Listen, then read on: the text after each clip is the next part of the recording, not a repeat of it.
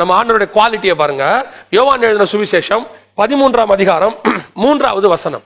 யோவான் எழுதின சுவிசேஷம் 13ஆம் அதிகாரம் 3வது வசனத்துல வேதம் சொல்லுது, தம்முடைய கையில் பிதா எல்லாவற்றையும் ஒப்பு கொடுத்தார் என்பதையும். நல்ல கவனிங்க, இப்போ பிதா இயேசு கையில எல்லாத்தையும் ஒப்பு கொடுத்துட்டார்.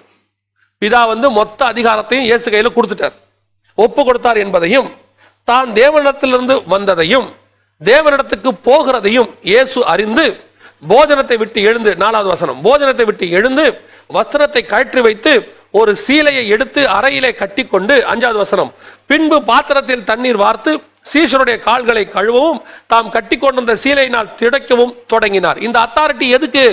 அதை தான் சொல்ல வரேன். இயேசு கிட்ட இப்ப மொத்த அத்தாரிட்டியும் கொடுத்துட்டார் பிதா.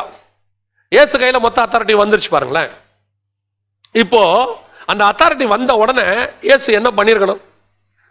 முதல்ல நம்மள என்ன பண்ணுவோம்? இப்போ அத்தாரிட்டி கொடுத்தும் அந்த அத்தாரிட்டியை அறகுறையா யூஸ் பண்ற ஆட்கள் ஆடுற ஆட்டமே தாங்க மாட்டேங்குது. கொஞ்சம் இப்ப ஆண்டவர் அத்தாரிட்டி கொடுத்துருக்கிறாரு, அதை தெரிஞ்சுக்கிட்டு ஒரு ஊழியக்காரன் அல்லது ஒரு விசுவாசிக்கு கர்த்தர் அந்தந்த ஸ்டேட்டஸ்ல ஒரு அத்தாரிட்டி கொடுத்துருக்கிறார்.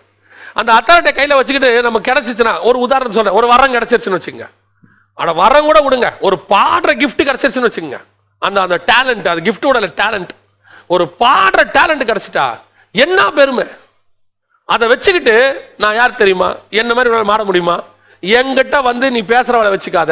இன்னைக்கு நிறைய பேர் சொல்றாங்க ஒரு சின்ன டேலண்ட். எனக்கு ரொம்ப ஆச்சரியங்க, இயேசு கிறிஸ்து கிட்ட மொத்தத்தையும் பிதா கொடுத்துட்டாரா, மொத்தம். இப்ப யோசிச்சு பாருங்க, அந்த குரூப்ல ஒருத்தன் உட்கார்ந்துருக்கான், அவரை காட்டி கொடுக்க போறார். இயேசு கிறிஸ்துவ காட்டி கொடுக்குறோம், அந்த குரூப்ல இருக்கிறான், அது இயேசுவுக்கும் தெரியும். இப்போ பிதா மொத்த அதிகாரத்தை இயேசு கிட்ட கொடுத்திருக்கிறார். வசனம் சொல்லுது பாருங்க, தம் கையில் பிதா எல்லாவற்றையும் ஒப்பு கொடுத்தார் என்பதையும். அப்ப இந்த அதிகாரம் வந்த உடனே இயேசு என்ன பண்ணிருக்கணும்? அப்படிங்கிறதுக்குள்ள யூதாச அப்படியே அக்கினியில பஸ்பம் ஆக்கியிருக்கணும். நம்மள அதான் செய்வோம், சீஷர்கள் அதான் செய்வாங்க. அவங்க சொல்றாங்க, இயேசுக்கு விரோதமா ஒரு கூட்டம் பேசின உடனே அக்கினி இறக்கி அவர்களை அழித்து போடுங்கிறான். நம்முடைய மனநிலை அது. அப்ப என் கையில் இருக்கிற அதிகாரம் எதுக்கு? அடுத்தவனை அழிப்பதற்கு அல்ல. அதிகாரம் வரும்போது தாழ்மை வரணும். இயேசு தன்னிடத்தில் பிதா ஒப்பு கொடுத்தார் என்பதை அறிந்த உடனே சீலையை கட்டி கொண்டு கால்களை கழுவ தொடங்கினார். ஏன்? அதிகாரம் வந்தோம், நம்ம என்ன பண்றோம்?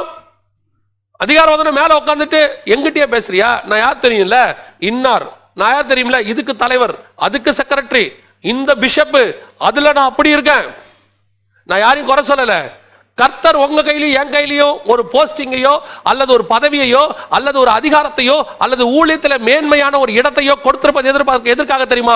அடுத்தவர்களுக்கு ஊழியம் பண்ணுவதற்கு, அடுத்தவர்களை அதிகாரம் பண்ணுவதற்கு அல்ல. இன்னைக்கு அத்தாரிட்டின்னு பேர்ல அடுத்தவனை மிரட்டிக்கிட்டு என்ன பேசினா கர்த்தர் உன்னை கொண்டு போடுவார் சொல்றாங்க. என் மேல எனக்கு ஒரு வார்த்தை சொன்னா கர்த்தர் நொறுக்கி போடுவார்.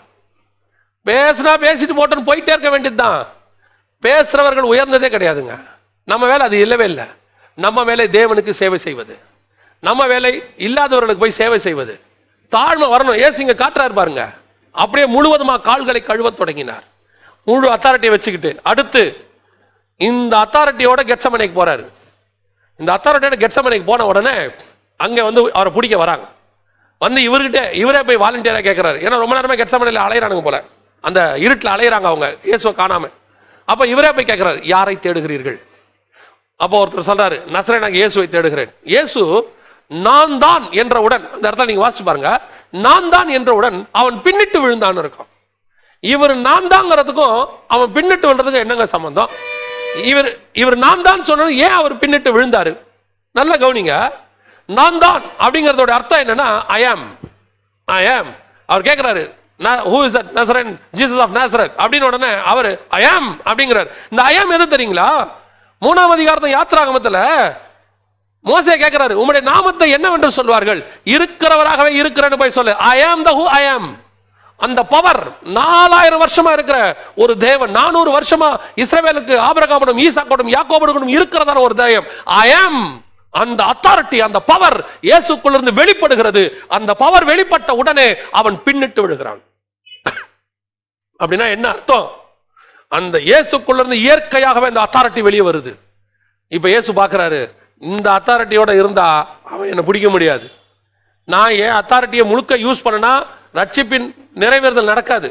அதனால வேற வழியே இல்ல, என்னை குறைச்சிக்கிட்ட தான் முடியும்ட்டு அவர் போய் சொல்றாரு, நான் தான் என்று தன்னை ஒப்பு கொடுத்தார். அதோட அர்த்தம் என்ன? இயேசுவை அவருக்கு இருக்கிற அதிகாரத்துல, அத்தாரிட்டியில யாரும் பிடிக்கவே முடியாது. அவரா ஒப்பு கொடுத்தாதான் உண்டு. இந்த சேம் அத்தாரிட்டியை கர்த்தர் நம்ம கையில கொடுத்திருக்கிறார். ஏன்? பிதா எனக்கு கொடுத்தவைகளில் ஒன்றை நான் உங்களுக்கு மறைத்து வைக்கவில்லை. அந்த அதிகாரத்தை, ஆளுகையை கர்த்தர் இப்ப நம்ம கையில கொடுத்திருக்கிறாரு. இப்ப நம்ம என்ன பண்றோம்? இந்த ஆளுகைய I am இருக்கு. I am who I am. You know who I am? நான் யார் தெரியுமா?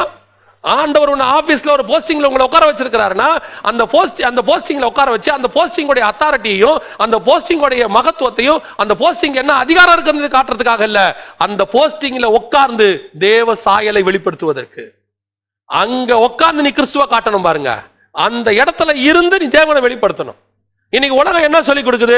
உனக்கு ஒரு போஸ்டிங் இருக்குப்பா, அந்த போஸ்டிங்கை வெளியே காட்டு, அப்பதான் ஜனங்களுக்கு உன் மேல ஒரு மரியாதை வரும். இல்லைங்க, இல்ல.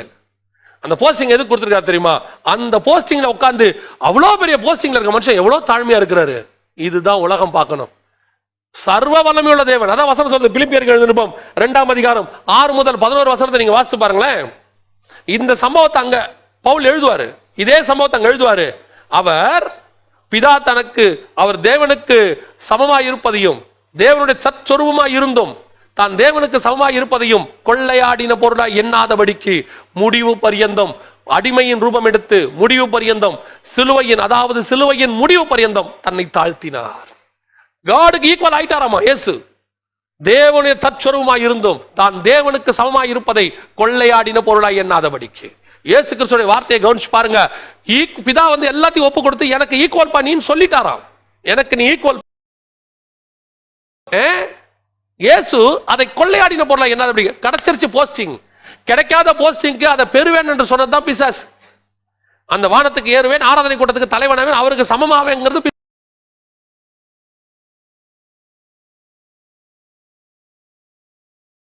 கட்டிக்கிட்டு அடிமையின் ரூபம் எடுத்து சீலை இடுப்புல கட்டுறது, இடுப்புல கட்டி